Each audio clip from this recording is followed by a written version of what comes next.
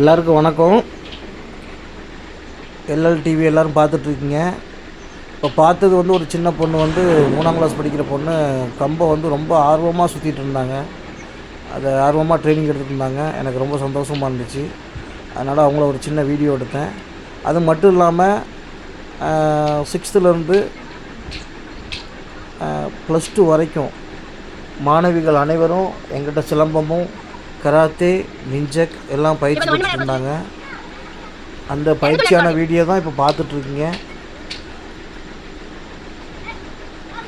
இப்போ உள்ள காலத்தில் பெண்களுக்கு மிகவும் தேவைப்படுற விஷயம் ஒன்று இந்த தற்காப்பு கலை.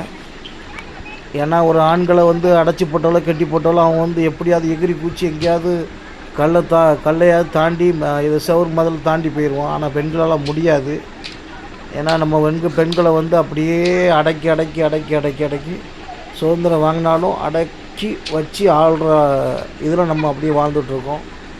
பொம்பளை பிள்ளையா எதுவுமே வேண்டாம், அவளுக்கு எதுக்கு இந்த இது, அவளுக்கு எதுக்கு அந்த கலை அப்படின்னு சொல்லி அவளை ஒதுக்கி வச்சு அப்படியே வாழ்ந்துட்டோம்.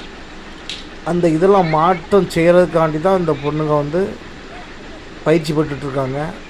எல்லாமே நல்லா இன்ட்ரெஸ்ட்டாக சிலம்பமாக இருக்கட்டும், நிஞ்சக்காக இருக்கட்டும், கராத்தையாக இருக்கட்டும், வெளியில் போட்டிகளுக்கு போயிருக்காங்க. அது மட்டும் இல்லாமல் சின்ன பொண்ணுங்க ஆர்வத்தோடு எல்லோரும் பயிற்சி பெற்றுட்டு இருந்தாங்க. எனக்கு ரொம்ப சந்தோஷமாக இருந்துச்சு. தயவுசெய்து நீங்கள் பயிற்சி பெற்றது மட்டும் இல்லாமல் வெளியில் உங்கள் வீட்டில் அருகில் இருக்க குழந்தைகளுக்கு பக்கத்தில் உள்ளவங்களுக்கு பயிற்சி கொடுங்க. அதே மாதிரி பெண்களுக்கு வந்து இப்போது இந்த காலகட்டத்தில் வந்து பாலியல் தொல்லை அதிகமாக இருக்குது.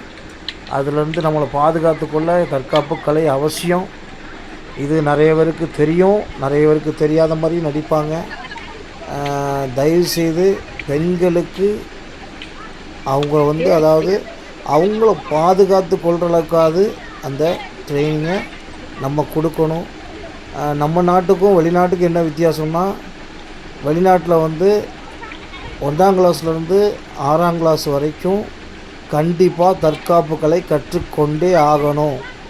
இதுதான் அவங்க தாய்மொழி எப்படியோ அதே மாதிரி 1ஆம் கிளாஸ்லேருந்து 5ஆம் கிளாஸ் வரை 6ஆம் கிளாஸ் வரைக்கும் கண்டிப்பாக அவங்களுடைய தற்காப்பு கலையை கற்றுக்கிட்டே ஆகணும்.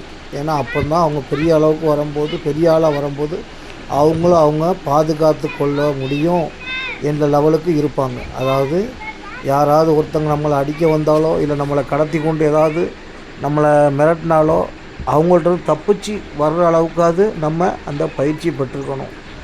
இதுக்கு தான் நான் என்ன சொல்ல வரேன்னா, நீங்கள் எல்லாருமே தயவுசெய்து பக்கத்து வீட்டிலும் சரி உங்கள் பொண்ணுங்களாலும் சரி தயவுசெய்து இந்த தற்காப்பு கலையை கற்றுக் கொடுக்க சொல்லுங்கள். நமது தமிழ்நாட்டு விளையாட்டு சிலம்பம் நல்லா முறைப்படி கற்றுக்கிட்டால் கழுத்து கிடக்கிற சால்வையை வச்சு அவங்க சமாளிக்க முடியும். அந்த அளவுக்கு அந்த சிலம்பத்தோட நுணுக்கங்கள் இருக்குது. அதனால் சிலம்பத்தை கற்றுக்க சொல்லுங்கள்.